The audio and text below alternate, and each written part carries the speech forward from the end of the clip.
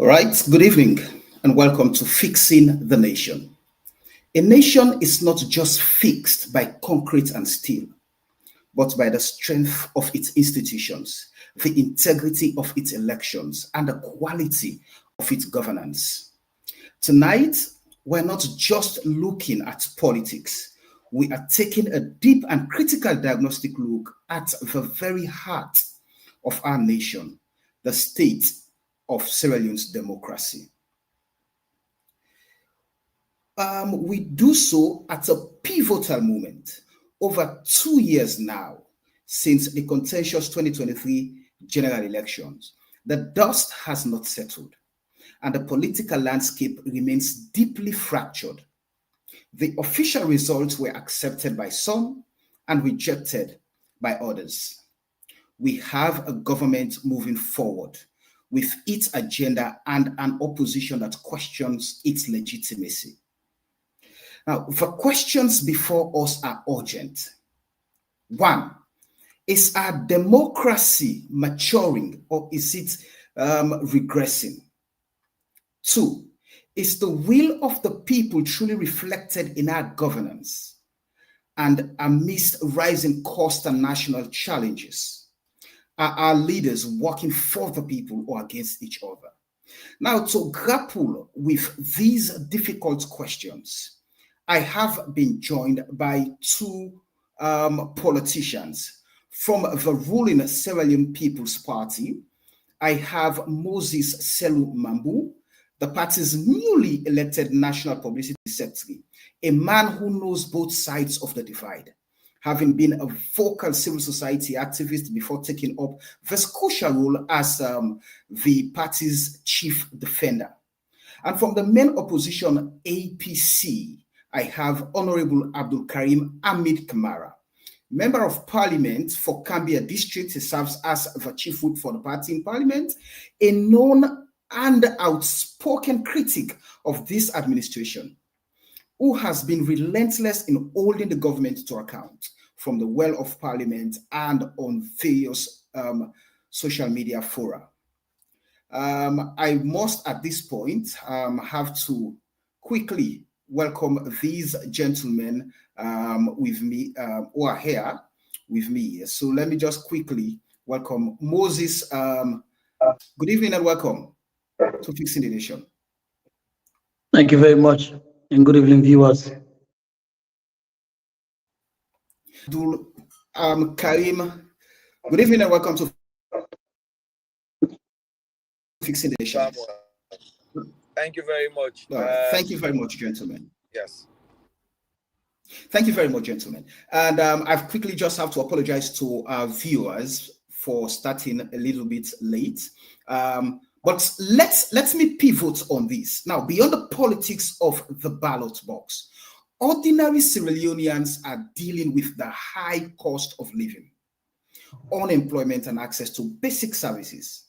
So we want to wrap our heads around whether or not the current political structure is serving them or failing them. And so this is where I want to ask the mouthpiece of the SLPP. First question, Moses. Your party promised fixing the nation. Now, from your new position, what is the one tangible fix you are most proud of? And how do you respond to critics who say the pace of change is too slow? Thank you very much, Samuel, and good evening to all your viewers across the world. It's a pleasure for me to be here on your platform tonight. And good evening to my friend and brother, the Right Honorable from Cambia and from the main opposition, the All People's Congress. Your question is very important to the life of our nation. For us as a party, we have dedicated our life to make sure we work in the best interests of Sierra Leone. You know, the SLPP came into being in 1961, and as a result, laid the foundation for our democracy that we all continue to enjoy today. At the end of the day, Sierra Leoneans need to understand three things. Which are? Number one, the democracy we have in Sierra Leone today, it is fragile. However, from both political spectrum that have led this country, the APC and the SLPP have both played their part in making sure we get our democracy where we are today. And a lot of countries around the world continue to emulate the good examples of our democracy, especially. Yeah, go ahead.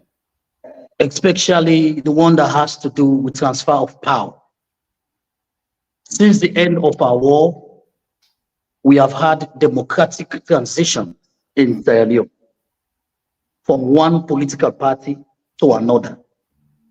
That itself shows the resilience of our democracy as a people. There are countries in the world who have not had the opportunity for power to transfer 2 times from one political party to another political party without having conflict in that particular nation. So both political parties can have a share of that. Number 2, the SLPP leadership that came into power starting from 1996 have laid a solid democratic foundation in the past that continue to trend. Remember, it was the SLPP that took power in 1996, of which the president that we have today played a pivotal role in making sure it transitioned the country from a military rulership to that of civilian rule. And we have SLPP in power for 10 uninterrupted years, 5 years of civil conflict and 5 years of rebuilding. When the SLPP ended the war in 2002 and then laid solid democratic foundations. On top of that, democratically handed over power. So it shows that the SLPP as a political party continue to uphold the tenets of democracy in this country since then. Now, to His Excellency President Julius Maada Bio, who came in 2018. One of the things that I'm so proud of, to directly answer your question, yes, as a member of the Sierra Leone People's Party, of which His Excellency the President promised and he delivered, which shows our democracy is slowly but surely maturing. 2 things. Quickly, yes. The repeal of the death penalty. Okay. And the repeal of the 1965 Public Order Act, which decriminalizes journalists in this country. Because over the years, those 2 laws have been a canker in holding back our democracy. Okay. In ensuring that we continue to expand and open up the space for civic discourse. And because of the repeal of those 2 laws, you have seen the triple effect of how both the social media, the new media, and that of the traditional media, the opening up of the space. I know people will bring the issue of the cyber law. We'll come to the specifics. We will get to the specifics. We'll get to those specifics when we get there. Right. But for me, I am proud of what my party have done when it comes specifically to democracy in Sierra Leone, taking into cognizance, specifically targeting your question, that the removal of the death penalty and the repeal and replacement of the 1965 Public Order Act shows the seriousness of the BU-led government in continuing to open up the space, expand the space, and uphold our democracy. Thank you for your precursory remark, Moses. Let me quickly ask Honorable this. Honorable, as a member of parliament, literally your job is to provide oversight. Where has this government failed most spectacularly in its delivery to the people of Gambia and the nation? Thank you very much. I must say, first of all, sorry to you. I missed the date, and I am just traveling back into country. You see, I'm almost driving as I'm talking, but because of the importance of this program and the respect I have for the people of Sierra Leone, I will take the risk, and within the next 5 minutes, I am sure I will have settled down. But let me go back to the first question you asked. Let's talk about this much growth in our democracy. In West Africa sub-region, after Ghana, we were rated to be the growing giants of democracy in Africa. More so when you look at the issue of the post-conflict Sierra Leone after the war, many people believe, Sierra Leone is a fragile state, hence our democracy was named to be very fragile. But the transition between Ernest Bai Koroma and Tijan Kaba at the time was a very peaceful transition. It shows a goodwill on the part of the incumbent government at the time, which was Bakaba and the Ernest Bai Koroma led regime. Let me be hastening to say, after Ernest Koroma took over power 6 months into his term, the same ministers who served President Kaba were there until the transition was done. With all due respect to what my brother was saying, I beg to differ in many, many areas. One, when it comes to this current regime and the 2023 elections, our democratic credentials were washed off. They were washed off to the point we became a ridicule to the world.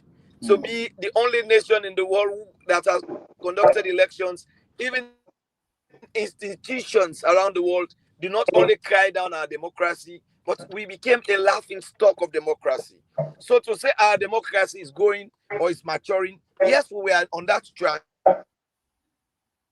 But currently, I think we must not boast of that, because as we still speak, we are a country being gathered by a transitional process called the tripartite.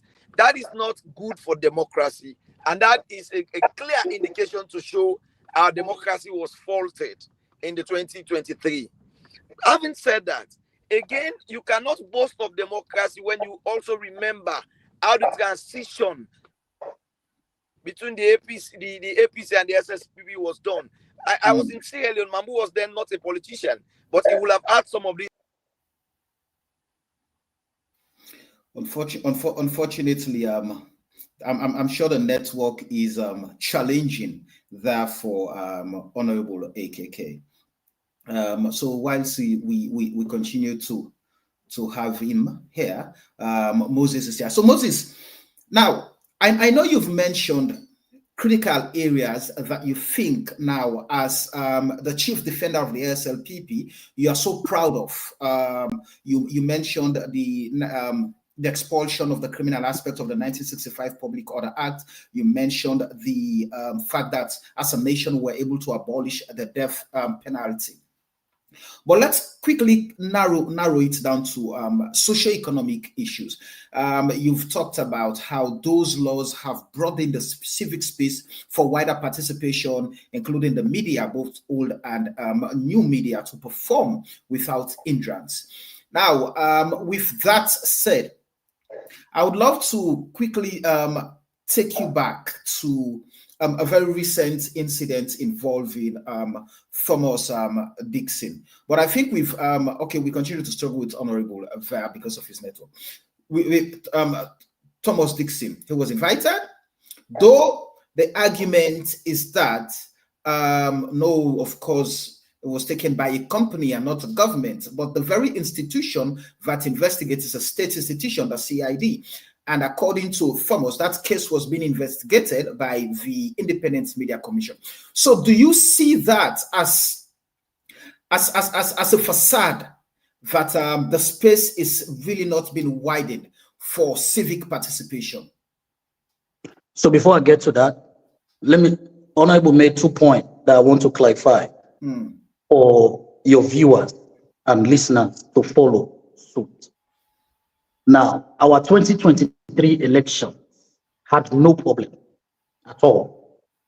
Most of the observation reports that came out did not discredit our election directly, especially one that has to do with the result of our election was not discredited directly. The The points they made was the processes that was used. The processes that was used, they were not satisfied with it, especially those that has to do with the tabulation of results. Moses, you would need to quickly adjust your lighting system. I see you're in the dark that we're just getting your voice. So please, if you can arrange that, yes, and continue, please. So that's the first point I want Honorable to understand.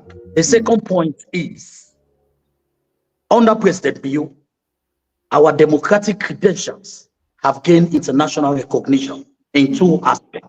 One, under President Bio, Sierra Leone have for the second time regained a seat in the UN Security Council. And for the second time in the history of our country, Sierra Leone have been elected as the chair of ECOWAS. Now, the only time Sierra Leone was elected as the chair to ECOWAS was when Shaka Stephen was in power. Since Shaka Stephen left power, it is only under the regime of President Bio that Sierra Leone have been elected as chair for ECOWAS. Nice. Yes. That is one. So let me go now to your question directly. Okay, maybe you also know. Moses, just before you answer that question, let's allow Honorable to finish his precursory remark on what's spectacularly the SLPP, how the SLPP has delivered some of its promises in fixing the nation. Okay, so as I was saying, the transition between Anes Kuruma to that of the Mother Bio.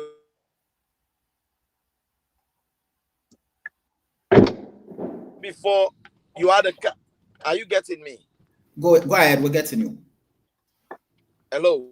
Yes, I'm getting you. Go ahead. Even before President Bio could appoint a cabinet, we saw a situation in which people were chased as if it was a gangster state for state vehicles, including harassing the former president's daughter, judges of the state.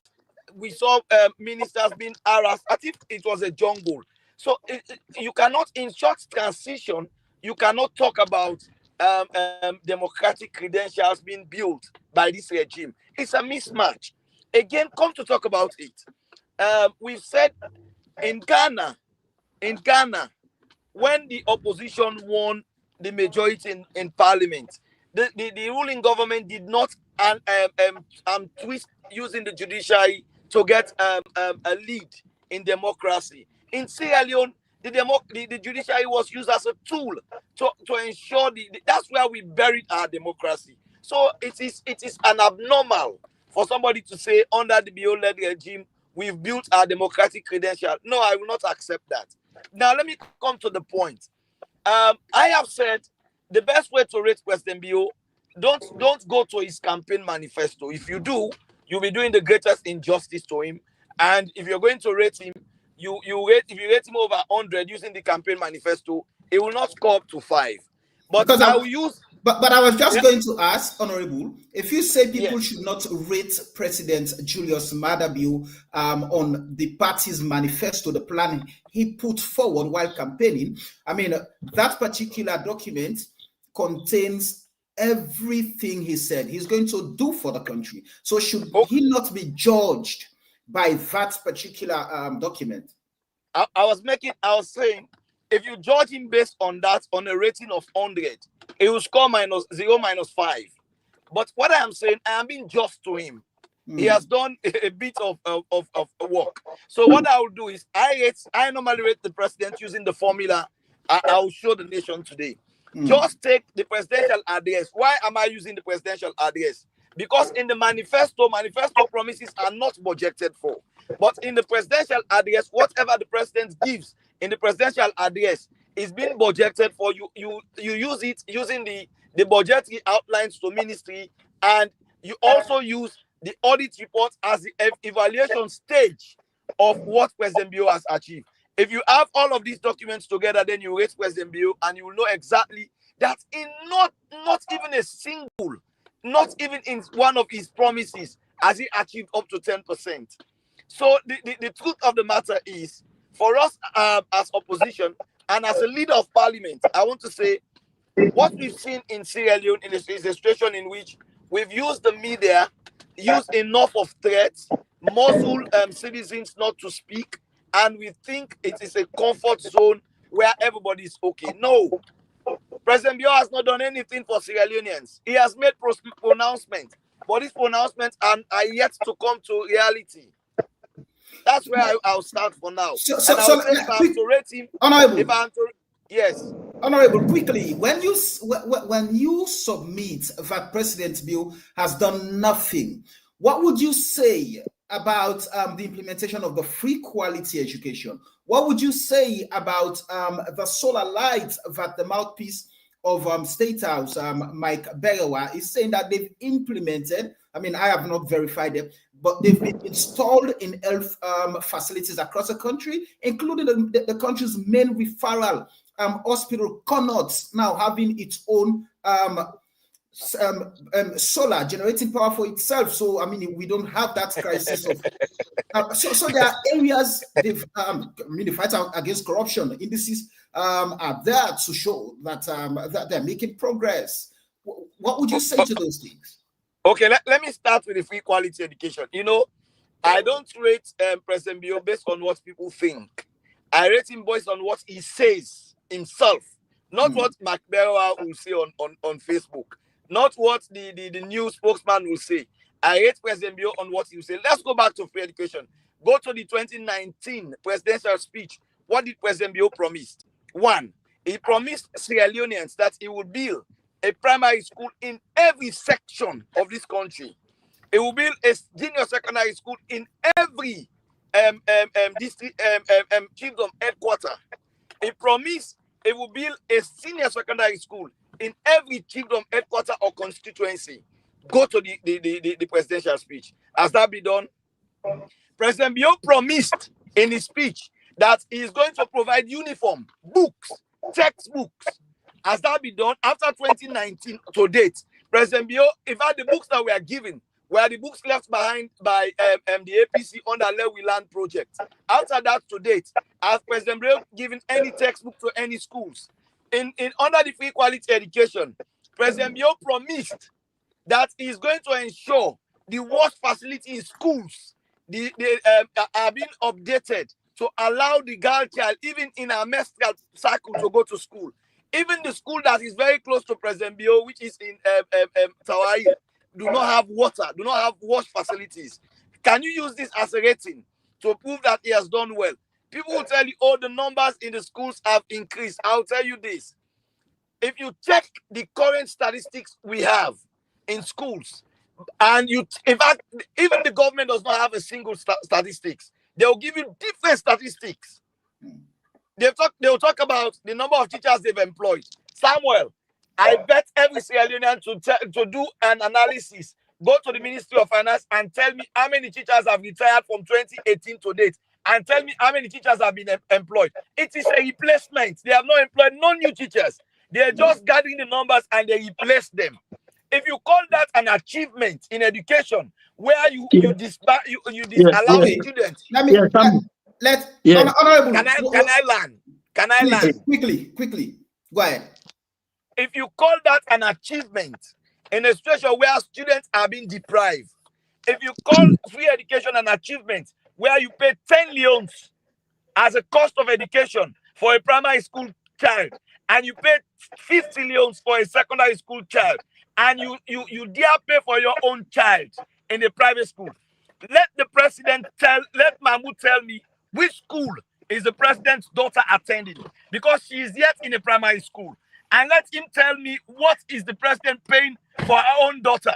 And if you use the money the president is paying for her daughter, that could pay for like 500 kids in the same primary school, in government school. If you believe free education is good, let us pass a policy. I have gone in for this, and I am moving a private member bill that everybody that's a government appointed minister, permanent secretary, up to the grade of 14, should send our kids to government schools. Okay. Honorable, stay there with us. Let's bring in Mambu. Mambu, thank you very much. Mambu, you've listened to the submission of Honorable Kamara, and he's made quite a strong argument with regards, in his own submission that your party has literally failed the people of Sierra Leone in every sector. I mean, okay, he cited presidential pronouncements in parliament and even declarations and all of that. So take us through. Earlier I asked about what are you most proud of as a member of the SLPP that the government has achieved? Yes. You see, when we come to the people as politicians, one of the abilities we must have in speaking to the people, Samuel, is to give them the truth. When you hear honorable member of parliament, someone who is there to make sure they make laws that affect the lives of Sierra Leoneans, cannot speak truth about positive things that are happening in the country, it is worrisome, Samuel. It is worrisome. You know why? What are the things he said that are not factual? Yeah, I'm coming to that. Okay. Sierra Leone is bigger than SLPP and APC combined. So when we come to speak to the people, we must not be immature. We must speak to the issues truthfully. Where there are challenges, we say them truthfully. Where there are gains and successes, we say them truthfully. Let's start with Parliament, for example. Under President Bio, the parliamentarians from APC did not work for 4 months. But under President Bio, he has paid them their backlog. Honorable will not speak to that. He paid them their backlog salary, of which those backlog salaries that President Bio paid can pay school fees subsidy for about 10,700 school-going kids. Just the backlog. They did not work for it. They never went to parliament. They never sat in any committee. They never did any oversight. But because of the democratic credentials of President Bio, he paid their backlog. So let's start from there first to see what exactly President Bio have done. Honorable is talking about the free quality education. Samuel, me and you were in Sierra Leone for the past 10 years of President Koroma. The only achievement in the education sector that we had was chasing ghost teachers. That's all. Every day, what you hear is chasing ghost teachers. But let's tell the people the fact, which is documented, and I have data to back them up. When President Bio came to power in 2018, Samuel, it was 250,000 kids that were going to school. Why? Even though we had school-going eligible age kids of about 3.5 million that were eligible to go to school. But because of the barriers of school fee, more than 2 million kids stayed out of school. Samuel, there was a day I went to Abacha. I met a lady who had 4 girls that are now benefiting from the free quality education. She told me, Mambu, if only I had this opportunity. If only I had this opportunity in 2007, 2008, I would not be at Abacha today selling. But I will have the opportunity. I'm coming, Samuel, I'm coming, please. Go ahead, let me allow you. She told me, yeah, you gave Honorable a lot of time. So go ahead. For the debate, for people to understand exactly where the points are going from, we must need to educate our people. The woman told me that the opportunity my 4 girls are enjoying today, going to school, just going to school without not paying fee. He said, I did not have that opportunity in 2007. She told me I went to school. They drove me 2 times for school fees. I made a decision by myself that I'm going to sell because I cannot afford school fees to go to school. So when President Bio came, just the removal of the barrier of fees, today we have more than 3.5 million kids in school. It is a fact. You can read the 2022 World Bank report on education. It's there. I know the APC, they don't believe in data. They don't talk about data. Even when you were trying to point some data to him, he don't believe that. Now, but that's same report. That same report you're citing, Moses, gives a significant percentage of people's kids who are of school age but are out of school. Yeah, I'm coming, and there are several reasons to that, which don't have to do with access. It has to do with acceptance. It has to do with acceptance. It has to do with culture, cultural barriers and acceptance of the kids to go to school. So that is point one. As we are speaking today, read the World Bank 2023 report on education. As we are speaking today, this government have built more than 1,500 classrooms. We have built more than 1,200 primary and secondary schools across this country. As we are speaking today, my reference point, read the World Bank report on education. It's there that this government have built. When we inherited the government, education was zero. Today in Sierra Leone, under this government, we have added 6 new universities. Are there challenges? Yes. Samuel, there are challenges in the system. There are still challenges in the system that needs to be addressed. And that is why this government is working assiduously. Under the leadership of President Bio, the SLPP government is working assiduously to address those challenges. The honorable member is referencing the audit report. Samuel, please, Moses. Yes, Samuel. Moses, what I want us to do, let's address the issues one after another. So let's deal with education first, and then after education, we'll move to another topic, please. Yes, I'm coming. The honorable said, yes. Okay, the honorable said, the teachers, when it comes to the teachers, what we're doing is replacement of teachers. Right. Now, every day talk about we are overbloating the wage bill. Somewhere, every day the honorable member and the other members of APC will say, oh no, the President Bio is overbloating the wage bill. Okay. When President Bio came to power, he has raised the salary of teachers 4 times as of today. 4 times. The honorable member have the budget. He can attest to that. That President Bio has raised the salary of teachers 4 times. President Bio have recruited 5,200 teachers since he came to power to today. The only teachers we have replaced since we came to power, Samuel, are 1,321 teachers.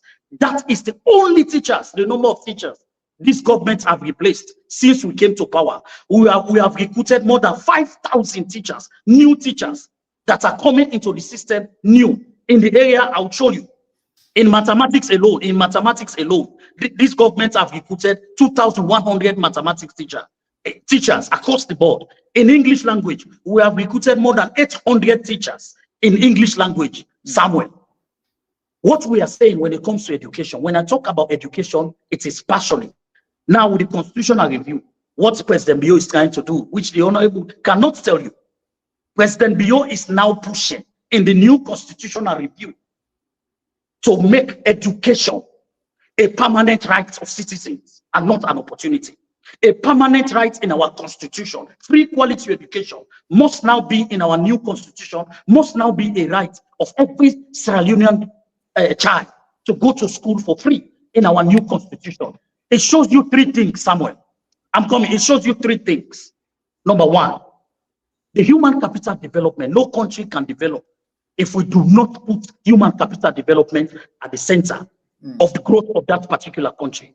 Samuel, number 2, the GDP of a country, the budget allocation to education. When we came to power, the budget allocation to education rose by 221%, meeting the West African benchmark of budget allocation to education. It is first in the history of this country to allocate such amount purely to education. It shows you 2 things, Samuel. Number 1, okay, that the rollout of our education processes, I'm coming, the rollout of our education agenda,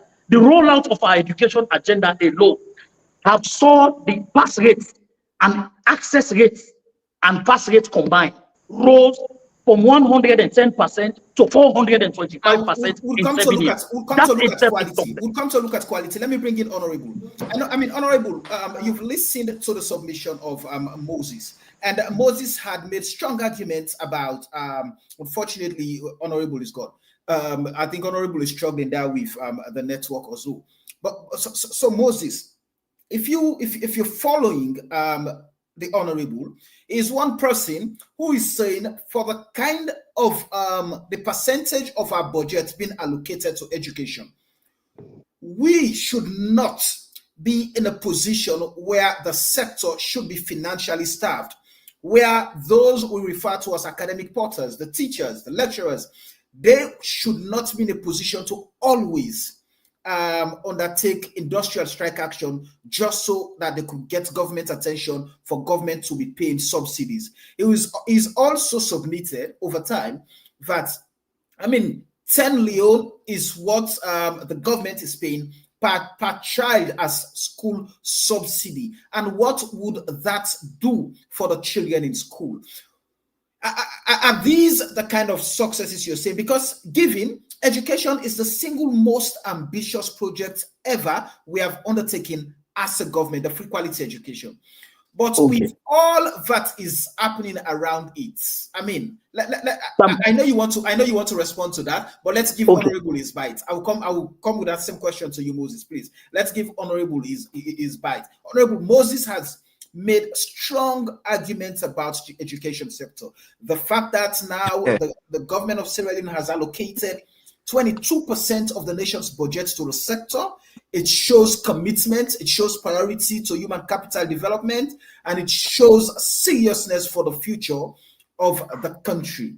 So with that, is this not something you should be proud of? Let me make some corrections.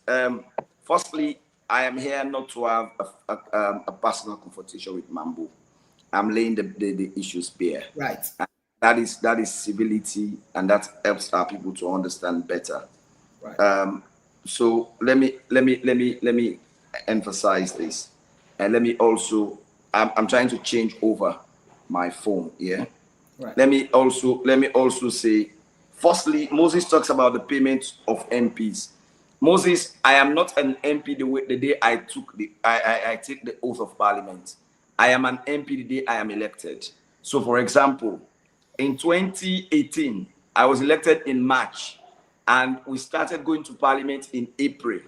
I was paid salary from March, even when I was not in parliament. In case you don't know, let me also help you in that. Secondly, you know, this is the deceptive nature of government and parties. If I don't believe in something, I don't sign it for it. If the SLPP was sure that for them, the tripartite was not anything good in agreement for national unity, they would have not signed up for it. So President Bio and his... Okay, I think, Honorable, you have to take one off. Yes, please, go ahead. Go ahead, Honorable. So you're getting me now? Yes. So it was signed by President Bio and led team into the tripartite and the national agreement on national unity. So it is effort in futility if you try to use that as a means of you not being accountable to the people of Sierra Leone when it comes to education. So yes, we've been paid. It was our due salary, and it was agreed as a part of a national agreement that we are being paid. It was that the money you were waiting to pay subsidies. I am sorry, that was our money. If you would have asked us or begged us as a government, we would have maybe donated that money to you. But let me come to make very serious matters. It talks about school subsidies being paid. I have said this again, and let me do this. Allow me to do this mathematics in Creole so my people in my village will understand it. Go ahead. If they go from one, by the mathematics where the Ministry of Education pool, the Kumra for pay 450 for all other school items. This not include book, this not include bag, this not include uniform what the Kumra they pay. The 450,000 and the Kumra they go pay for let get all the other 15 them. How much government they pay for the picking per year? The government they pay 150,000, 90,000 for GSS, 150,000. So if you get that money, they take 3 years now 450. Now the same 450 person they pay for in picking for enter from one. So if somebody can pay for his kids at 450 to just for admission, are you saying those same kids they are not cannot paying 450 for admission? The parents cannot not paying 450 for admission. No, they are not paying 450 for admission. Do you please? Okay. Oh, they get conversation like this. If you don't begin and find, so for, make sure the people understand. Moses, the people are not paying 450 for admission. Moses, they are paying 450 for items I will name. I'll give you time, Moses. Okay, I'll yeah, give you time to respond to the things Honorable is saying, please. No problem. Go ahead. This is the am coming from Parliament. When people speak, to allow them to speak. Go ahead. It exposed maybe the things I want to say. I am referring to 450 based on the approved standard by the Ministry of Education. It's 450 per girl, 425,000 per male child.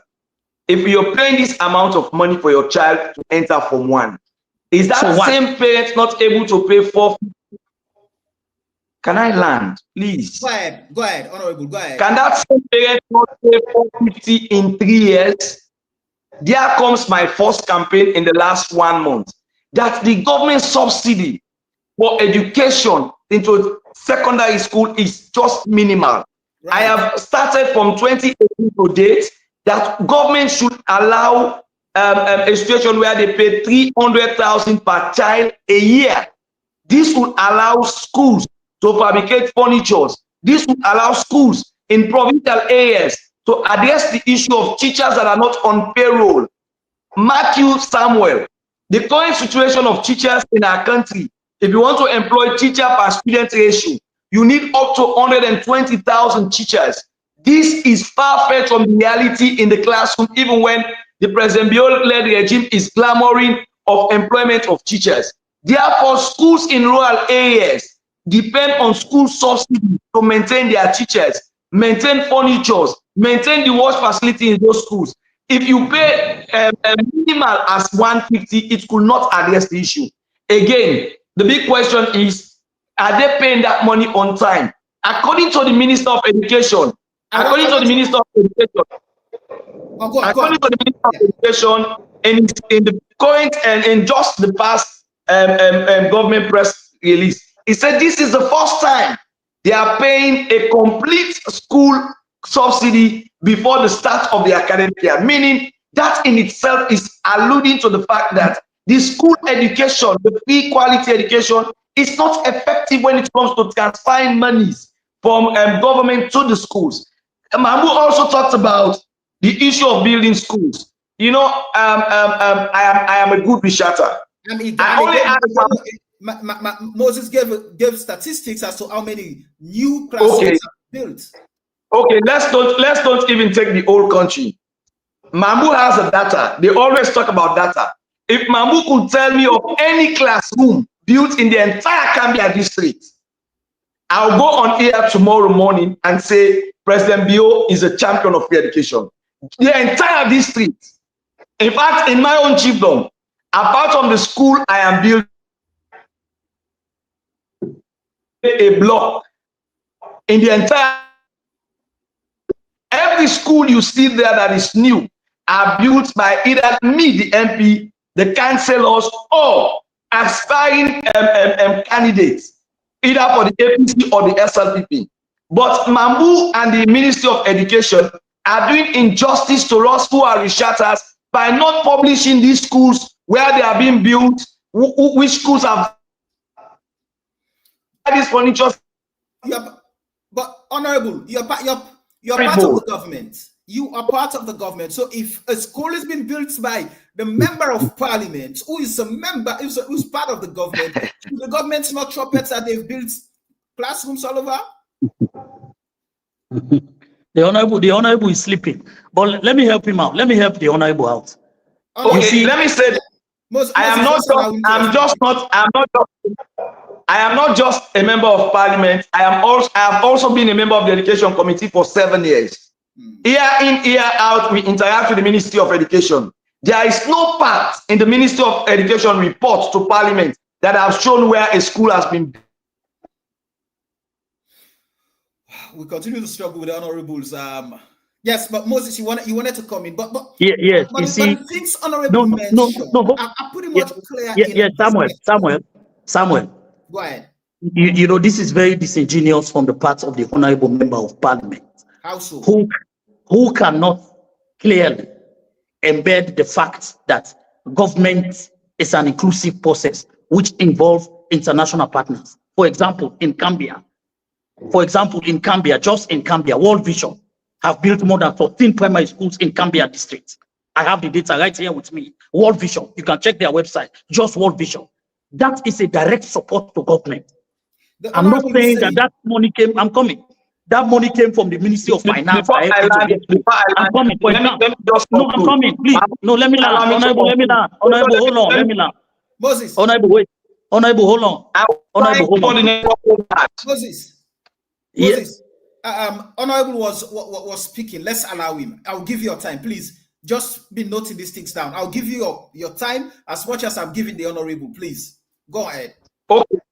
When it comes to the issue of building schools, I have challenged him and government to bring out the address where these schools are and the project under which these schools were built by the Ministry of Education. Basic data. Thirdly, Mahmoud talked about when they came to power, they met nothing in education. You know, it's this aspect of creating a nothingness in governance that has led the SLPP into all the troubles they're having when it comes to the talking to the people. President Kaba Google this in 2006. Allocation to the Ministry of Education was 3%. Google it. 2006. By 2017, according to President Madabio in 2019 presidential speech, he said, and I quote him verbatim, that the education budget is 16 to 17%. In order to introduce and to strengthen the free quality education, is adding that to 21%. So, simple analysis. We met it 3, we added 14 to 17, you add 4 to make it 21. So in all of this, if you put a ratio between the 21% of the budget, it is the APC that has given 14%, while the SLPP has just put 7%. But what is more shocking? What is more shocking? What is more devastating? What is more embarrassing? Let's agree that they met nothing in education. President Bio took the budget from 0 to 21%. Ask yourself the question, what is the total? If you do a correct analysis of our current budget, what is the total sum of 21%? If you get that, tell me what is the total number being paid to school for subsidy. Tell me if with 21%, why are we not paying subsidies on time? Tell me with 21%, why don't we have the wash facilities in schools? Tell me with the 21%, why have we not have increase in teachers' salary? The truth of the matter is, what the SLPP has done in the last 7 years. Honorable, teacher salary have not been increased. Go ahead, Honorable, quickly. CSO Mahmoud, this is not a CSO platform. No, I'm asking you a question now. Teacher salary under President Bio have never been increased, right? You are not the moderator. I'll answer that, but you are not the moderator. Okay. Allow me to land. Go ahead quickly, Honorable. Teacher salary remains. Let me do this mathematics for you. Yeah, he's doing mathematics. In 2017, teachers were paid between 1,000 to 1,500 in the new currency. In terms of numeric value, currently teachers have been paid 2,000,015. The numeric value, you see an increase. In terms of monetary value, market value, in 2017, a teacher who was paid 1,200,000 is taking home a total of $170. Today, a teacher who is paid 2 million. A teacher who is taking home 2 million cannot take home $100. So it's not the number of the value. Again, let's use the market ratio. A teacher who was paid 1,200,000 at the time in APC could buy 6 bags of rice with his money.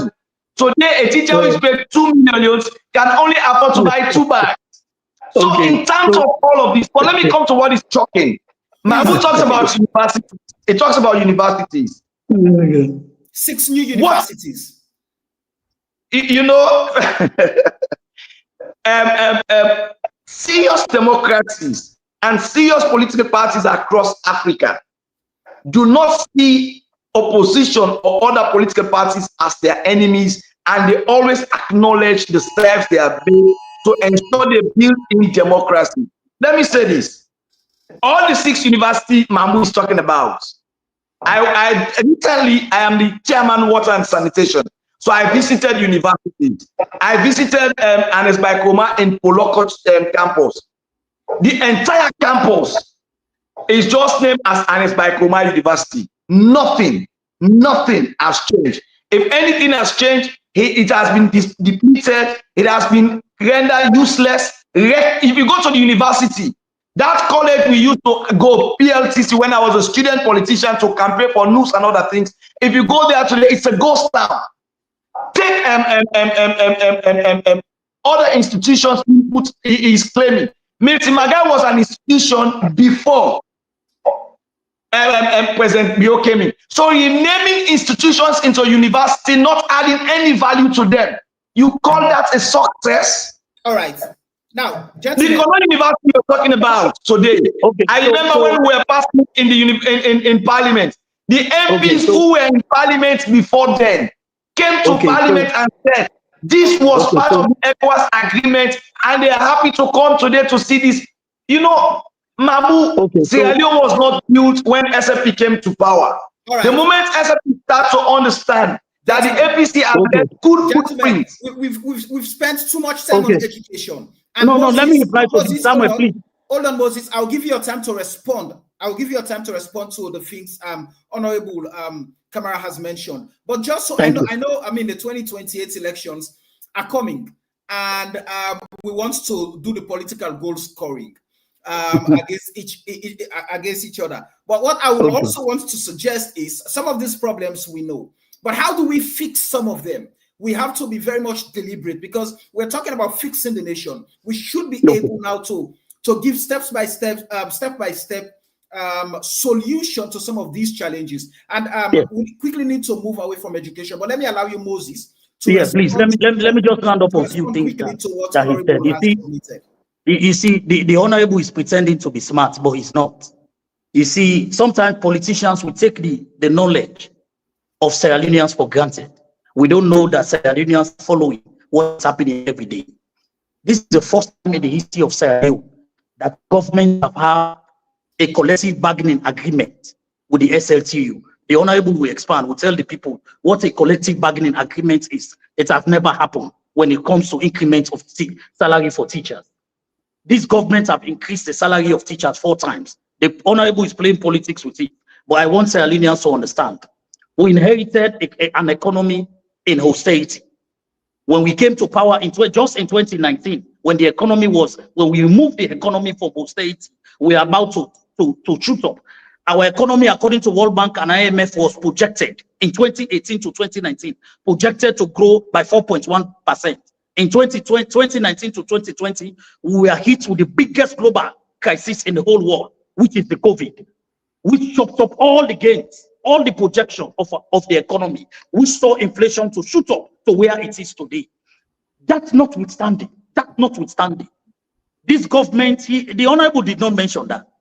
The SLPP government under President Bio is the only government that have paid salary since we came to power without referring to bank overdraft. For the first time in our history, we have never reverted to bank overdraft to pay teachers or to pay civil servants. That has never happened in the history of Sierra Leone. That is true. You know what is this really disingenuous and sadden the hearts of Sierra Leoneans is when the Honorable will play politics with government, the President Bio-led government that have coordinated the effort of development partners to support the education projects, to support the education drive in this country. For example, let's take World Bank. More than $250 million from World Bank have been spent in education. Directly in primary, secondary, and university education. 3 things. 1, renovation of major schools have been done, including the Mabroka Boys High School, where President Koroma went for 11 uninterrupted years. The Mabroka Boys High School was a dungeon. He left it as a dungeon. It is President Bio that is now renovating the Mabroka Boys High School to befit the name of a school where President went. Samuel, when we face the nation to speak to Sierra Leoneans, let us speak truth to ourselves as politicians and to the people of this country. Teachers, the dignity, I'm coming. Moses, please, let me ask this question. Samuel, the Honorable made a lot of points that I want to clarify. You had gotten a bigger bite earlier before the Honorable. Let me ask you this question. No, I did not. Fixing the nation, Moses, fixing the nation. Now on education. What we're happy about is that both of you the politicians and the two giant political parties have agreed there are challenges in the sector. Irrespective of Moses, you're saying major gains have been made. Honorable is saying, oh, the gains are not too major in the sector. But no, he said no gain have been made. No gain. So him, no gain have been made. And there are existing challenges. Now the question is to both of you quickly, and I'm asking you first, Moses, before I come to the honorable. And I'm going to time you guys on this 2 minutes each. Now we know teachers continue to embark on strike action if almost every academic year for either subsidy, for lack of payment, for PIN code, and all of that. Now there are still hundreds of school-going pupils out of school, according to the very World Bank report you cited. We still have kids who sit in environments that are not conducive for learning. Now, how do we address some of these challenges in the sector? I start off with you, Moses. So when I came to this program, I told the people, your audience, right, that in as much as we have made gains, there are challenges in every sector. Right. That is a fact we almost agree to as a government. And that is why people continue to appreciate President Bio, because where there are challenges, he will say it. And for us in the SLPP, we know there are challenges in every sector, in as much as we have made significant gains in making sure we change the narrative, we change the face of this country. There are significant challenges in those sectors that still need to be addressed. Right. So, Sierra Leone is a donor-driven economy, even though this government under President Bio have made significant increase when it comes to the control of corruption, when it comes to domestic revenue mobilization. But the economy is expanding. The economy is expanding. For example, when we came to power, it was 350,000 households that were connected to the electricity. Today we have more than 600,000 households connected. So the economy is expanding. The population is growing. The demand for government to provide resources are growing. Two things, Samuel. Yes, quickly, please. First, we have a plan. We have a holistic plan to fix this country. Clearly, we have a holistic plan as a government and as a political party under the Big Five game changer. To fix this country. To fix Sierra Leone, government is making enormous efforts to make sure we address the issue of teachers, to make sure we address the issue of shortages in schools, to make sure we address wash facilities. We are making those efforts. This is the first time, this is 3 years to election. This government continues to enjoy the highest form of confidence from our development partners. They are still coming in. The World Bank is still working with us, with the sectors, especially the education sector, to make sure we continue to improve on schools, improve on wash facilities, improve on school feeding, expand school feeding programs across all schools. Those are challenges that needs to be addressed, that we continue to work on every day to make sure we address. Expand classrooms, reduce the number of, reduce the number of kids per teacher per student ratio still needs to come down. Yes, we have put tooth and nail to make sure we return back to the 6-3-3-4 system, which is a very good system. Thank you, for Moses. Your 2 minutes is expired as to how do we really fix the education sector. So let me ask Honorable. Honorable, how do we fix these problems in the education sector? Firstly, let's have a threshold of money value for teachers salary. If it is $150, let us say government in, government out. The salary Honorable, you're Australian. Stop talking about dollar. Talk about yours, please. This is disrespectful.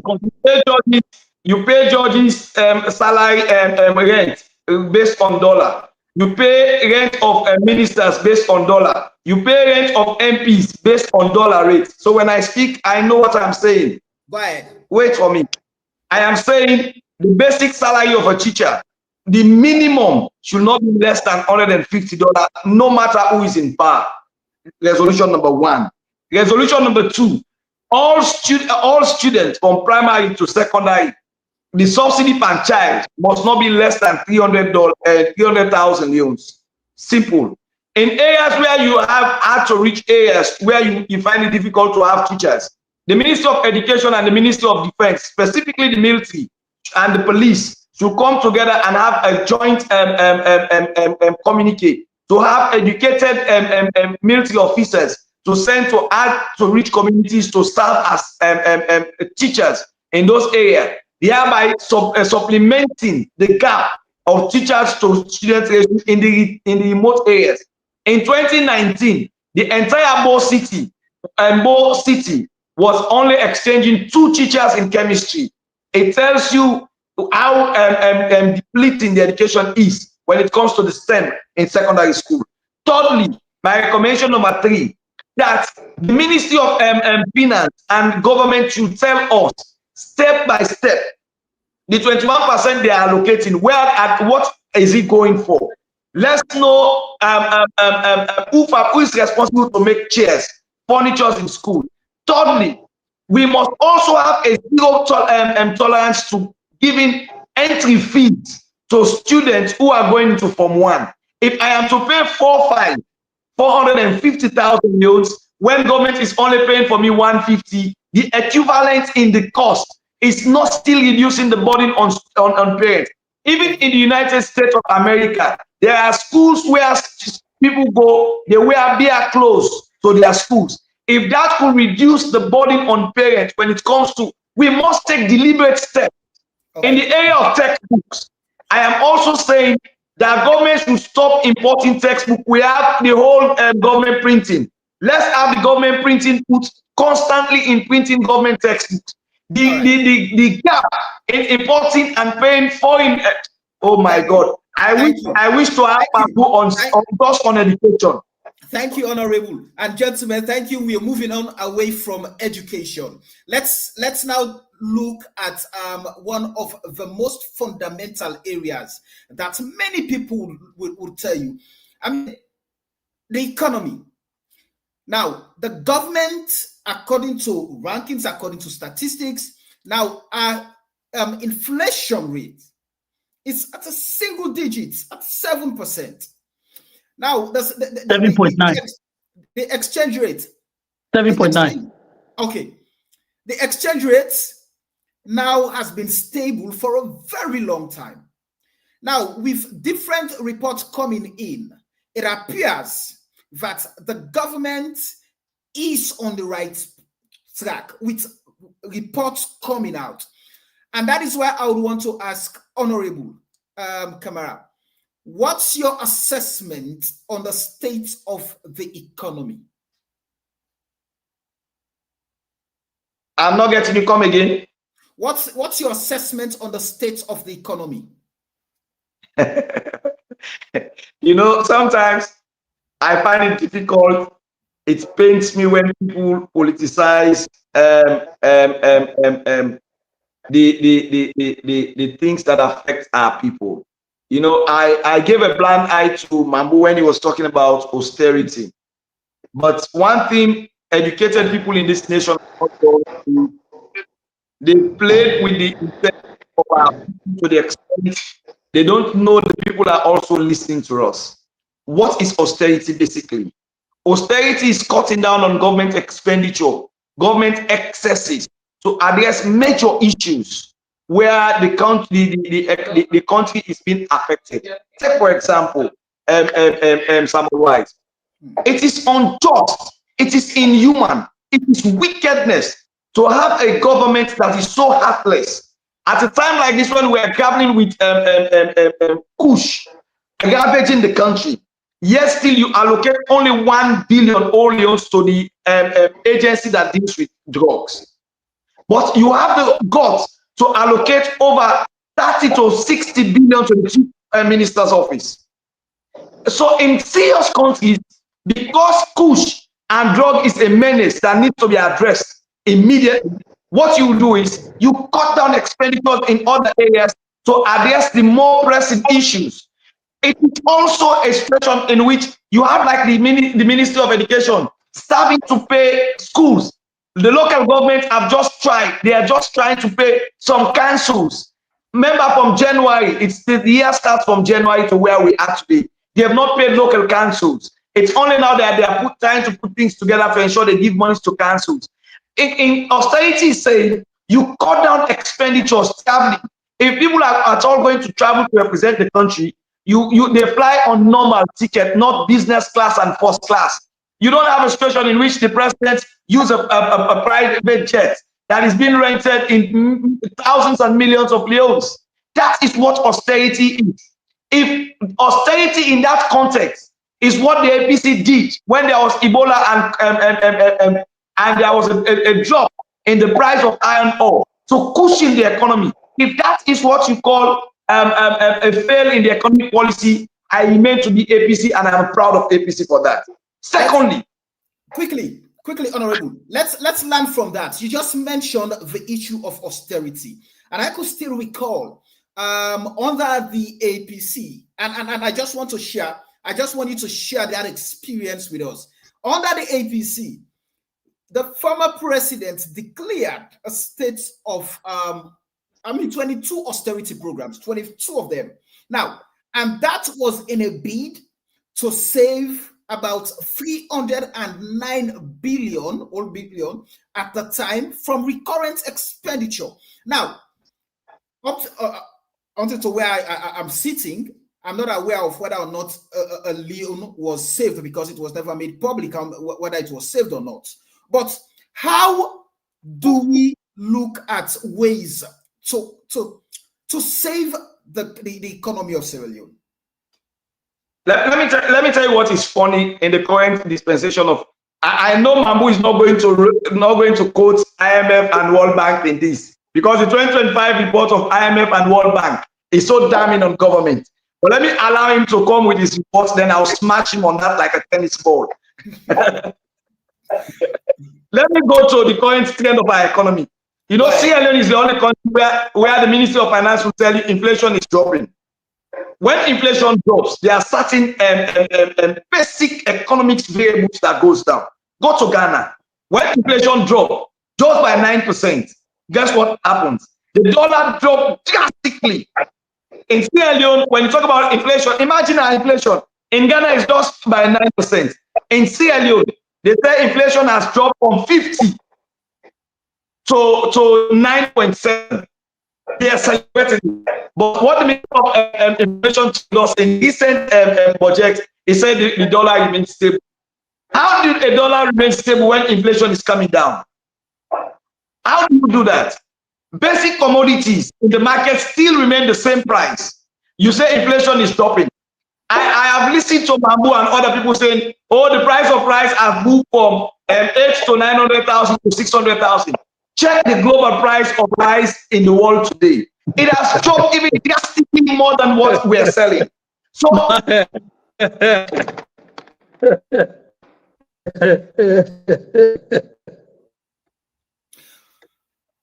think I'm still flying. Go ahead.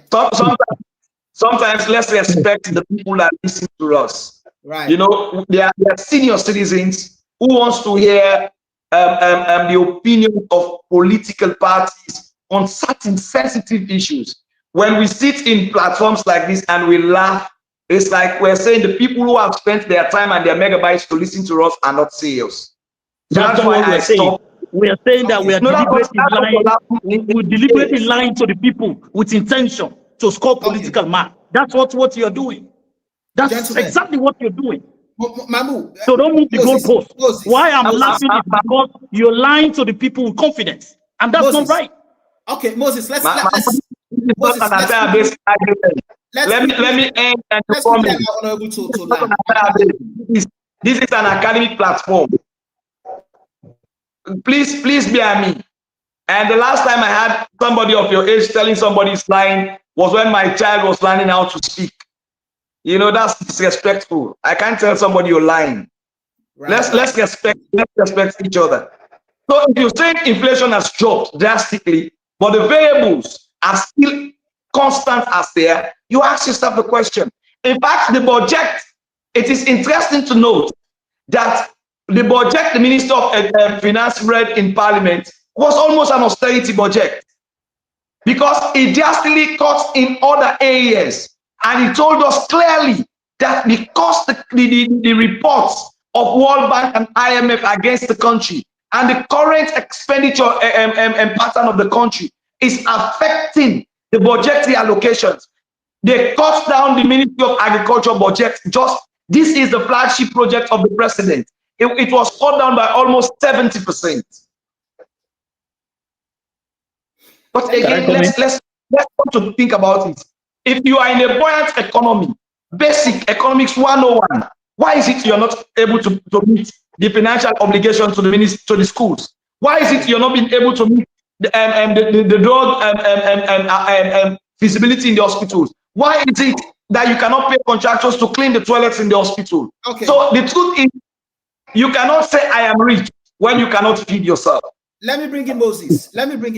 Moses, now, like I mentioned earlier, on paper, it appears that our monetary policies are working.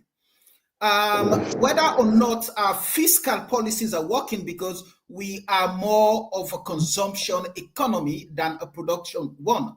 Now, but it appears we're doing fine according to many reports coming out. But the ordinary Sierra Leonean would tell you, well, the economy, they say they do fine, but it's not being reflective on us. We're not the same. The minimum wage is at 800 Leone. And today, if you talk about a bag of rice, I know you would want to say, oh no, the price on condom. So, but it still cannot afford it. So what would you say about the state of the economy at this point? You see, I said the owner is lying, and I'm not going to apologize for that. It's because there's always a price to pay when you know something and you do it. There's always a price that you have to pay. And for us, I am a radical progressive politician. I speak truth to power. The honorable member is in parliament. He's receiving data. He's receiving reports, both internal and external reports. And one of the things for me that is worrisome today from the side of the APC is that all the international benchmarks and indicators and international reports that they used to rely on in the past to rate Sierra Leone economy, today they are bashing it. Is that not wonderful? All of those reports, today they are bashing it. They don't trust the data, both internal and external data. They don't trust it anymore. No, never. These are the data that they trusted. These are the data that they trusted in 2015 and 2016 when the IMF and World Bank pulled out from supporting the APC. These were the data they supported, they trusted. So for us as an honorable member coming to the public to address the people, to lie on the face of Sierra Leoneans, that is insulting, Samuel. It is insulting. I am not coming here to say as an SLPP and part of government that everything is okay with Sierra Leoneans. That is not what I'm saying. I will never say that everything is okay with every Sierra Leonean. Samuel, I will never say that. Right. President Bio will never say that. But what is important is, as policymakers, as stakeholders, as politicians, when we come to the public to talk to the people, let us speak facts. Now, let me give you the facts. I will give you the fact. Go ahead. In 2017, let's start with the APC first. The APC's economy that we inherited. In 2016, the APC declared austerity. They did not declare austerity from when they took power in 2007 to 2016. They never declared austerity. In 2017, they declared austerity. Somewhere, the question in the minds of Sierra Leoneans, why wait 9 years? 9 years in power to declare austerity. Why? It was because the IMF have seen that they have mismanaged the economy. The World Bank have seen that they have mismanaged the economy. Reach page 2 of the letter the IMF sent to the government of Sierra Leone on the 15th of April in 2017. The IMF clearly stated that the economy have been badly mismanaged. They cannot track the revenue mobilization. That was why when an Escroma passed the single treasury account, it was an Escroma that passed the single treasury account in parliament. What happened? They never implemented it. You know why? Because they were receiving money from the back door, from those little agencies like NATCOM, Maritime, SLRSA, SLRA, IMFA. Those were where the APC government were receiving money to pay the boys. That was why even when the IMF and World Bank pressed them in 2017 to 2018 to implement the single treasury account, they never did. They never did. Because they knew the moment they implement the single treasury account at that time, the World Bank and IMF will hold them to account, because when all the internal money flow, the local generated revenue, the IMF and World Bank will be able to trace as they are doing today. They will be able to track how much is coming in and how much is going out. When President Bio took over in 2018 to address the austerity measures, that the mess that the APC left us in, what did he do with the economy? Well, number one, President Bio implemented the single treasury account. Now, what is the single treasury account? Let me explain this in Creole so our people will understand somewhere. Before they watch me, President Kroma passed the single treasury account, but he not implement them because if he be implement them, the money they can inside one basket. Where they can inside one basket, they don't know the way they give you money. They go able for the see waiting they can inside that basket today and waiting the common do. So they're afraid for implementer because now from that money they be take for satisfy them boys. One of the economic indicators who side President Bio begin gets a right with the development partners me family. Now because when President Bio come in 2018, he implement the single treasury account immediately as he can. That one day that the first as he do down the show, IMF lift the ban. On the 19th of January 2019, IMF lift the ban on Salon, where APC government be don't place. On the 17th of October 2018, World Bank lifts the ban, where they be don't place on Sierra Leone under the Nkrumah government, just because President Bio implement the single treasury account. What is the single treasury account? It shows direct inflow of resources from all revenue generated state institutions to a single place rather than every institution managing their own account as it used to happen. That was the first economic benchmark that was called. As a result of that, what happened? In 2018, World Bank pulled a report on the 17th of November 2018. I'm giving the honorable, you see what I'm doing today? You see what I'm doing today, Samuel? You see APC, they don't like data, they don't like facts, they don't like what you give them dates, they don't like what you give them sequence.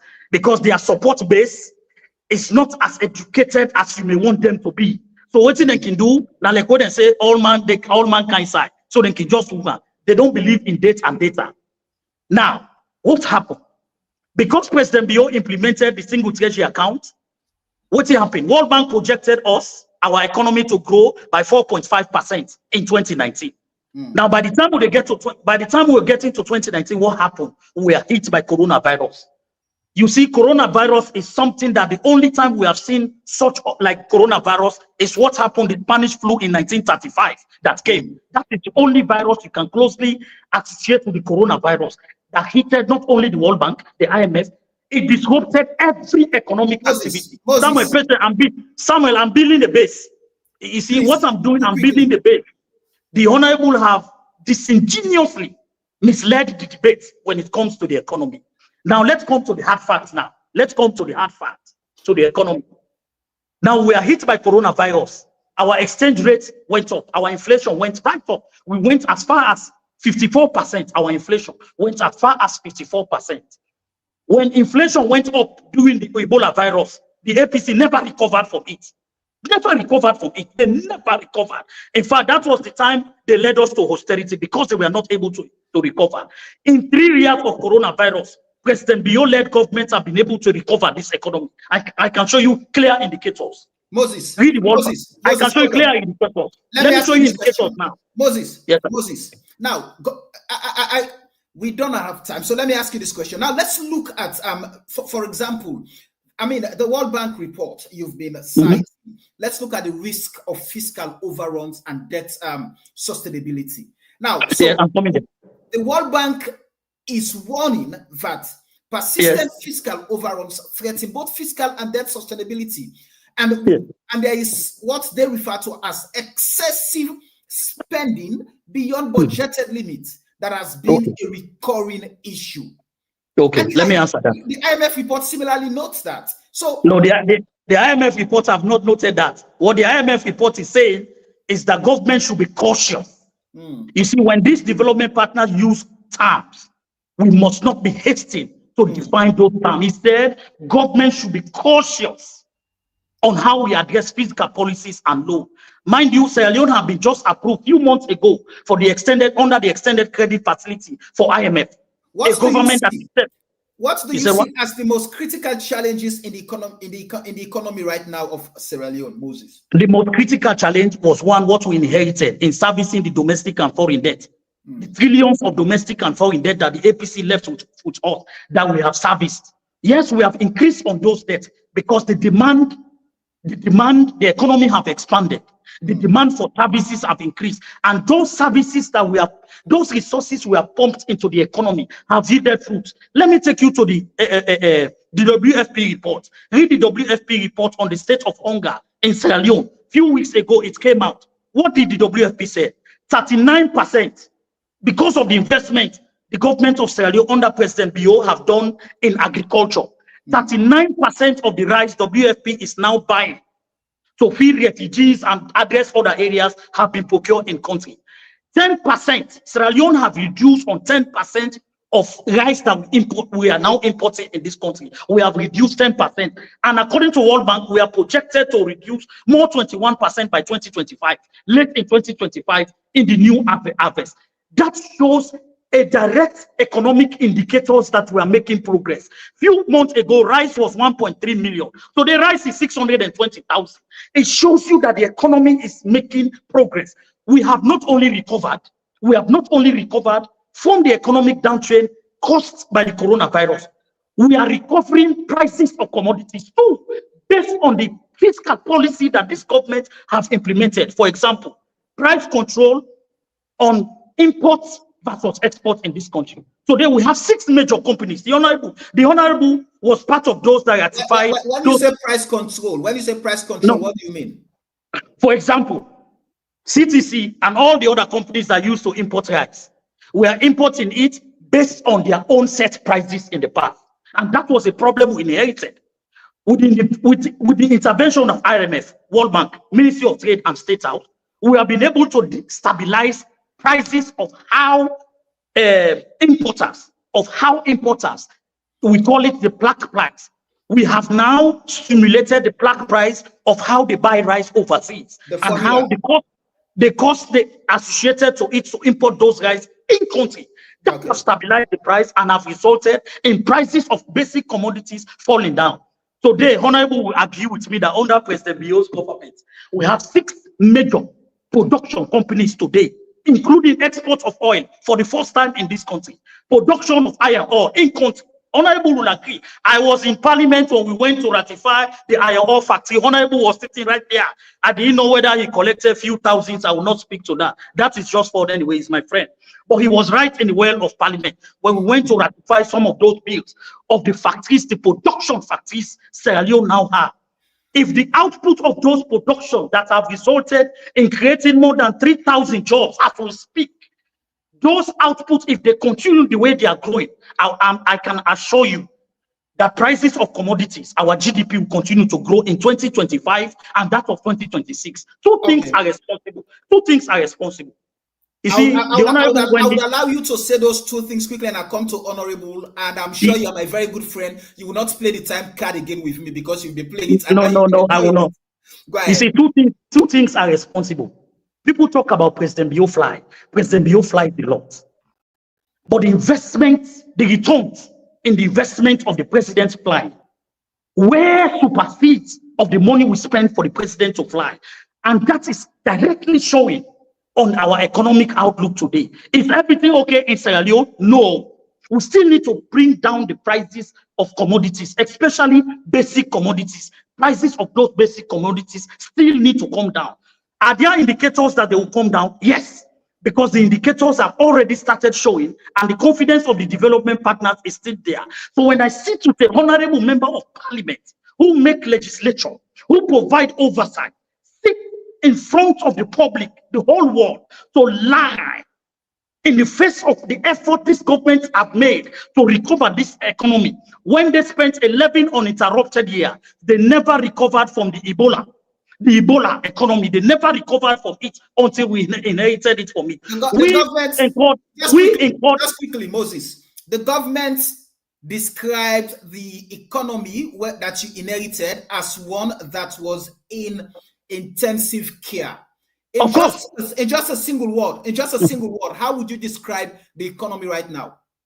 I would describe the economy right now as a very resilient economy and as an economy that's ready to take off by 2026. I can assure you of that. Okay.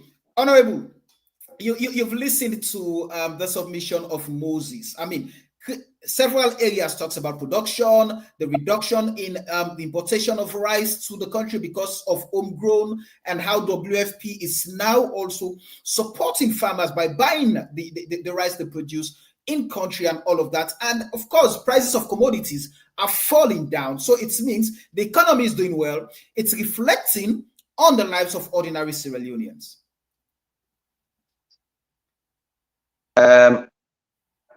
Samuel, I find it seriously dishonest. I find it misleading.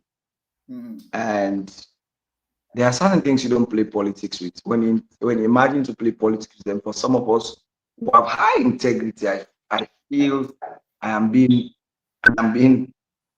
part of a game to disrespect the Sierra Leoneans. Firstly, you know, when we talk about data and people brag themselves with data, we allow them to speak. The reason is because the data are not being printed in your home. They are public documents. And Mambu is here telling us, if this is the new style of the SLPP PRO, then he needs to learn more. You said APC was banned. Let me make this thing clear. The IMF in January 2018, the IMF Executive Board, this is in January 2018, 2 months to election, the IMF Executive Board approved a 43 months extended credit facility. A country that is being banned, one, cannot access a credit facility. Secondly, cannot access the board of the IMF. So I find it difficult when men of substance, men who are respected in society, fall so low because they want to defend political parties. You know, my voice is trembling because some of the things he has said on a normal day, he will not say. Again, he tried to talk about the issue of COVID being the reason for why they're struggling with the economy. Samuel, in 2015, we are all in Sierra Leone. We had twin shocks. The Ebola was a direct impact on our country. The drop in iron ore was also on us as a nation. But let me tell you, in all of that direct impact on our economy never reached 54% of inflation. It's only under the SLPP we reached 54% of inflation in the history of Sierra Leone. It's a sad one. He was also talking, he tried to make the single treasury. Oh, the APC never wanted to accept the single treasury. You know, I was expecting the PRO. You know, I am going to call him now the PRO and not Mambu. Because when I call Mambu, I remember somebody who used to stand for what is right. But the PRO of the SLPP, I am going to differentiate the two between Moses Mambu and the PRO of the SLPP. The PRO of the SLPP is telling us that, oh, the APC did not want to do the single treasury account. Well, it must have given us credit that we brought it to Parliament. We initiated the conversation and we passed the agreement. When government pass bills in Parliament, it is incumbent on them to accept it. So if the APC never wanted to use the single treasury account, it would have not been passed in the first place. I also want to challenge... The president never signed it into law. Okay, go ahead, Honorable. Mambu, for your education, again, I will not say this because it will sound very embarrassing to you, and my intention is not to embarrass you. I am sorry to the audience who may think that's what I want to do. Go to Parliament. Your Secretary General was a member of Parliament and served as a clerk of Parliament, and he was a signature. He was a key person that sent document to President to sign them. There is a time limit in which the President is meant to sign a bill. When it is not signed, it is sent back to Parliament. Let's agree for once that what you're saying is right. That Aneskuma did not sign the single treasury account. Was it sent back to Parliament by Julius Madabia? No. That is even negating what you're saying, that it was signed and approved by the APC. You said that just a few minutes ago, and you're turning again and saying, no, they did not sign it. Secondly, let me give you a critical example of what you did with a single treasury account. If you read the audit report on EDSA and EGTC and the Ministry of Finance, when we buy our top-up, the money is being collected and sent to the single treasury account.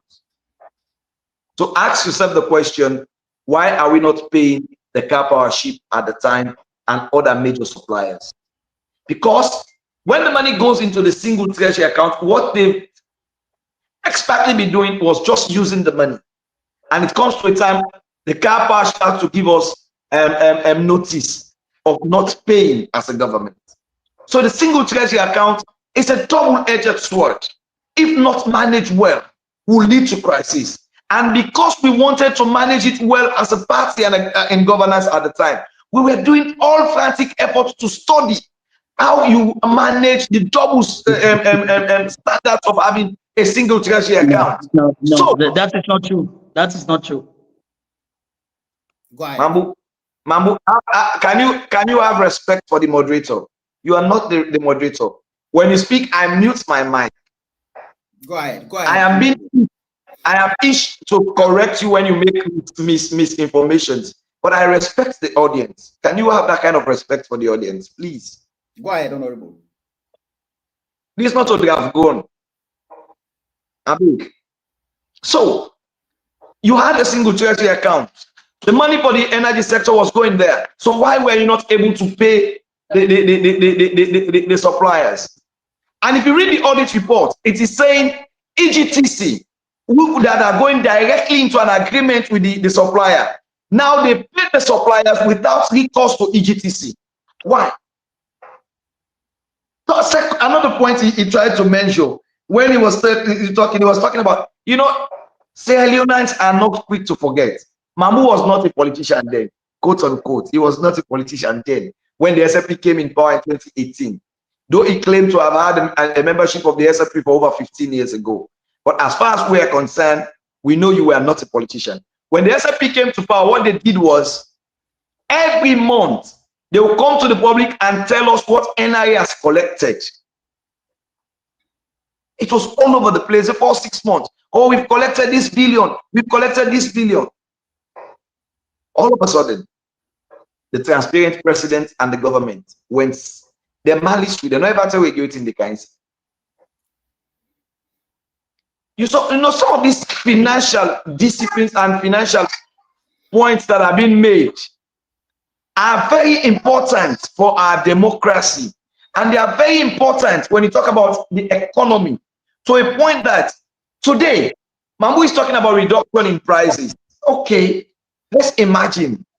I have said this in Ghana, before the Mahama came to power, it was 19 cedis to the dollar.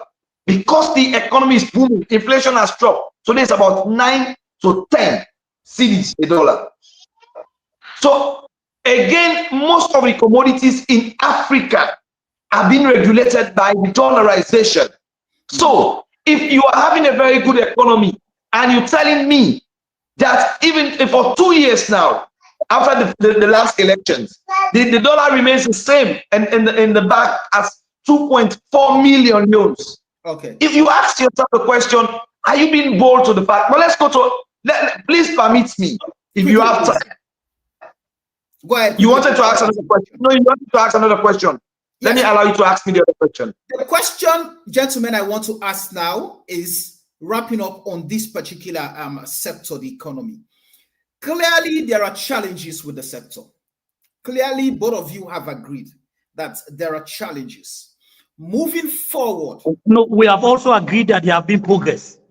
Given you have submitted the gains that have been made in the sector, Honorable has critiqued some of the areas that you're not doing, according to him, you're not doing well. So now, but both of you agreed on the fact that challenges are pervasive in the sector.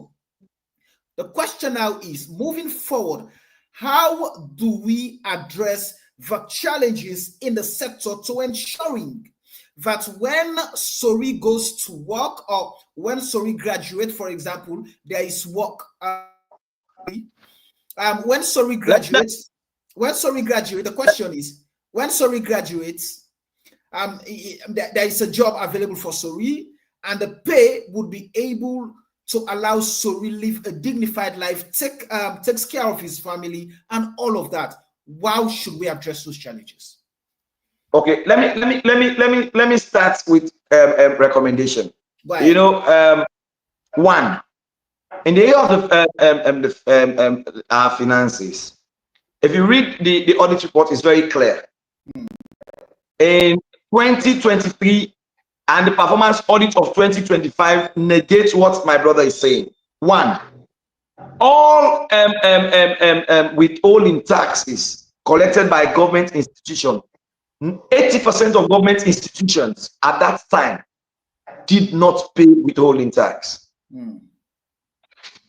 including the office of the chief minister. Is that not wonderful? It looks beautiful. So if you're talking about solutions to those problems, I would say first solution, that all transactions, business, goods and services bought by government, the NPPA must enforce before payments are being made to those suppliers. The withholding tax should first of all be deducted from source by the Bank of Sierra Leone. Solution number one. Solution number two, the NRA, we must have our hands off the physical transactions of the state. What do I mean?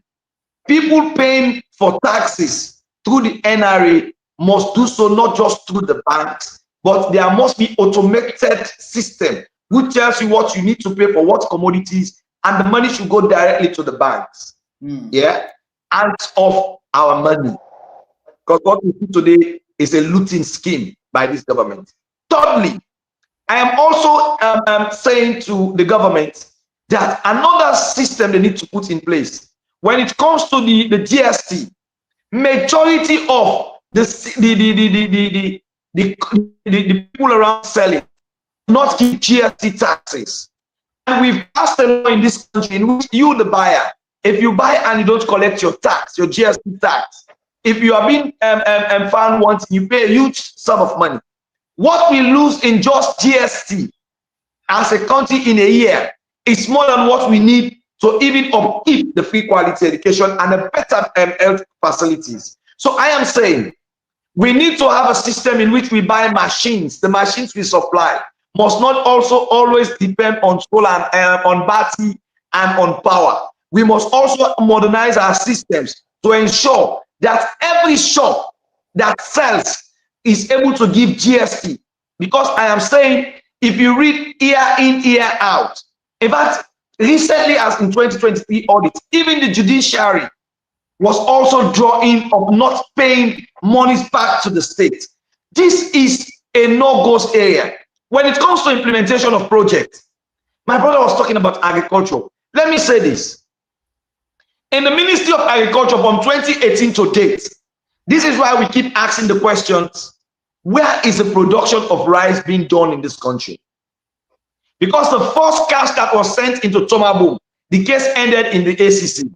Currently, the performance audit on agriculture in 2025 by the Audit Service of Sierra Leone is saying all machines bought by government from 2018 to date have not worked, and they bought those machines faulty. This is not an APC institution. This is an institution of state. So if they are saying the machines were bought faulty, the machines are not working, where are the farms? Right. Okay. The fact that rice importation dropped because the consumption pattern of people has changed. There are homes today that cannot afford to cook 2 times a day. So the drop in price in importation in most countries is influenced by the demand. If the demand from the ordinary citizens have dropped, why do I need to import as much as you want me to? Again, I am asking Mambu. I am coming from a district where rice cultivation is the ultimate source of livelihood in Gambia district. Let him tell me. He was talking about 20% of this and that. And I am the MP for the Bamboiluma, where rice trade is more than in any other part of the country. Let him tell me where is the production area, what has influenced this production, and Moses. I respect it. But you cannot mislead the people with there. Okay. The question I want to ask Moses is the same question I asked the Honorable. How do we fix the current challenges in the economy? You see, you know, God. You see, this is why the SLPP will continue in governance. Because for us, we speak truth to even ourselves. We say the truth and we talk about the challenges. That is the difference between us, the SLPP, and that of the APC. And that is why in 2028, we are going to win again on first ballot. Take my word for that. We are going to win the 2028 election on first ballot. How do we fix the economy? Now, let me tell you two things. The Honorable have been stinkingly misled not only himself and those that depend on him, but he has also misled their supporters when it comes to the economy. But first, let me tell you why I was laughing.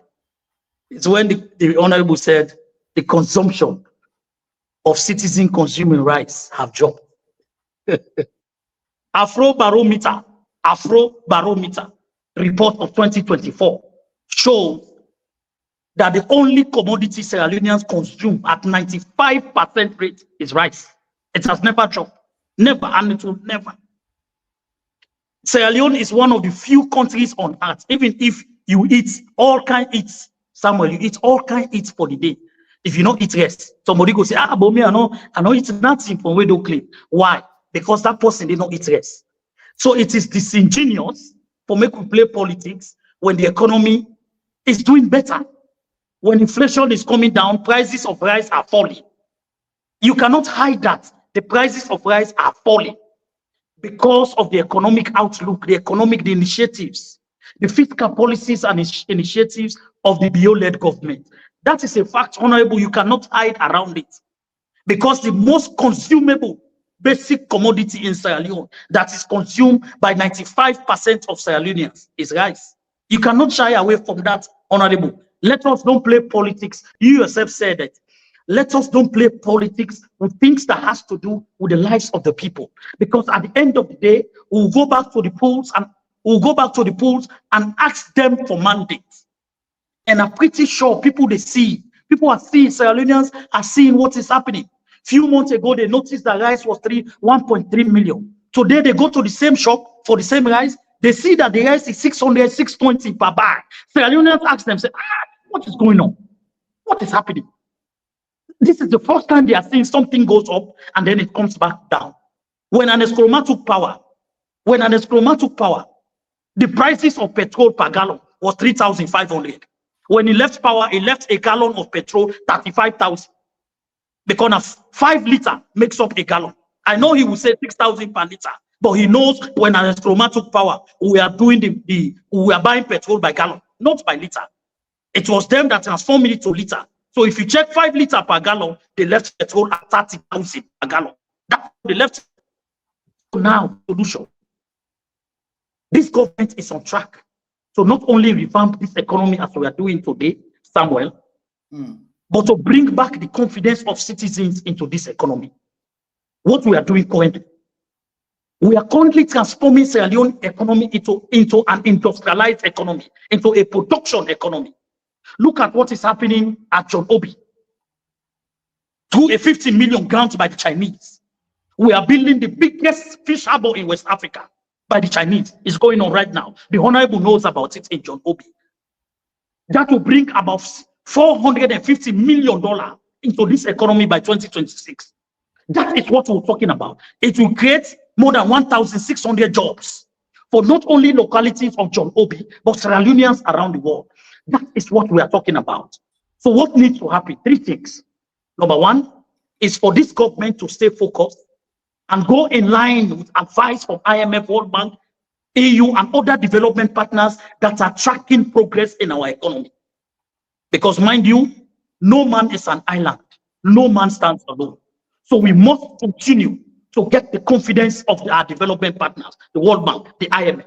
We must continue to get those confidence. So we are on track. We must stay on track and continue to push harder to bring prices of commodities down so that the bread and butter, the everyday Sierra Leonean will continue to say SLPP is better 10 times to be in power than the APC. Number two, now I have 3 points. Number two, we must, as a government, collectively, judiciously utilize the resources that have been given to devolve institutions judiciously. Let's take, for example, when we say the executive arm of government is not only made by the SLPP, it's made by both the SLPP and the APC. Because sometimes people forget that. And the government of Sierra Leone, let's take, for example, RMFA. RMFA is pumping billions of leones into the councils for the development of VIDAOs to create access to open up villages to bigger markets. Right. The question remains at the local level. We must ensure we use those resources judiciously to make sure at the local level we continue to open up our market space, continue to open up and give access to farmers to thrive, and give access to farmers to access bigger markets for the selling of their products, which will in turn benefit not only the family, the community, but revamp the economy. Three, we must make sure as a country, and that is exactly this government is doing. It's the biggest project we're currently pushing. We must make sure we must, Samuel, we must make sure we digitize our economy. The biggest form of fighting corruption in any nation is when you digitize an economy. And that is exactly part of the big fight. As you can see, DSTI, Ministry of Communication, we are working quickly. We want, when you go even to buy cookie, you go to your ATM card. After procuring the cookie, you pay with your ATM card. So we use the hands on cash and then go electronics. And this government is poised to achieve that. So gentlemen, unfortunately, this is all time permits us. But just before we go, I'll give you 2 minutes each, and I'm going to be very strict on it. 2 minutes each to just give your parting shot with regards to all of the. I know we have many areas as well to look at. We did not look at employment, and of course, today I did not read messages from the hundreds of people who are sending in their messages because it's been displayed on the screen. So let me start off with you, Moses. 2 minutes. What is your parting shot? Sierra Leoneans, you gave us power. You gave us your mandates as a party, the SLPP, because you know the SLPP have laid a solid foundation for this country in the past, and will continue to lay those foundations for you. We have challenges in our country. Those challenges, collectively, we can surmount them. With President Bio as the president of this country, the SLPP is poised to continue to roll out the promises we made to the people collectively to make sure we continue to transform the lives of Sierra Leoneans in every spheres of life. Today in Sierra Leone, we're not even talking about that. With intervention in the health sector, our infant and maternal mortality, according to UNFPA, just produced reports in 2024. We have done extremely well to save the lives of our newborn babies and our pregnant women in this country. We will continue to transform the economy. We'll continue to transform every sector. And at the end of the day, thank you, Moses. Sierra Leoneans know that by 2028, the SLPP is going to retain this power. We're going to retain the power in 2028. Moses, we still have a lot of time to have you here to talk about the politics and which party is better. Quickly, Honorable. You know, the SLP is a big political party, and somebody who's been given the honors to speak on behalf of a political party like the SLP must be able to listen. The question is, give solutions to the problem. If you tell me you've not given any single solution of how this government is looting state funds, how do you stop that? You've not answered the question. Rather, this is not a campaign platform. I am sorry. And again, I must commend you, Samuel. We've started a very good job. Mambu is now becoming a bit controlled when it comes to the media he speaks to, and he's not basically attacking people. I think he's doing well today. I encourage him to continue in this thread because he's representing a big institution now. He's not a lone striker who goes to the biggest political institution. The biggest, correct that. The biggest. Correct that. And for your mannerisms and the way you talk, I know we have to meet more and you learn through that process. But let me say this: he mistakenly talks about the health sector. I challenge him. Let's start with the Madabio Hospital of Excellence that was built in Lumley. As we speak, it doesn't have pipe-borne water. So you built an hospital that cannot run itself when it comes to the wash facility. This is the same with almost all our hospitals within Western area. Go to Okupa, go to Connaught, go to Cottage. There are no pipe-borne water. But the last time I said this, somebody asked me, if State House depends on water bounds, what do you expect of the health sector? So for me, if you say the report, again, this is where we must be careful when we're talking about reports, because the people, the citizens we represent are feeling the brunt of the things we talk about every day. So when you tell them about reports that do not... Yeah, but Honorable, you cannot be a player and be the ref at the same time. Somebody have to play and somebody have to ref. That is the point. You cannot say now, you cannot rely on reports coming from international partners. Allow done, please. No, your 2 minutes is off. That's why I came in. Your 2 minutes is off. You still have some seconds. You're being timed. Go ahead, quickly. Thank you. Mambu, change small. It's a big platform. So I am saying, when you go to the provinces, no hospitals have been built. This is where we find it difficult. Oh, wow. When you talk about international indicators and you talk about health dropping, you have to tell us what are the indicators to show. Look at to talk about the health go read UNFPA reports. All those indicators are in the UNFPA. So can you meet this man? Gentlemen, thank you. So many thanks to my guests. The conversation on fixing our nation's democracy does not end here. It must continue in our homes, of course, in the streets, in the halls of power. The diagnosis is clear. The will to implement the cure is what we must now demand from our leaders. So until next time, good night and may God bless all of us and Salon. Tata.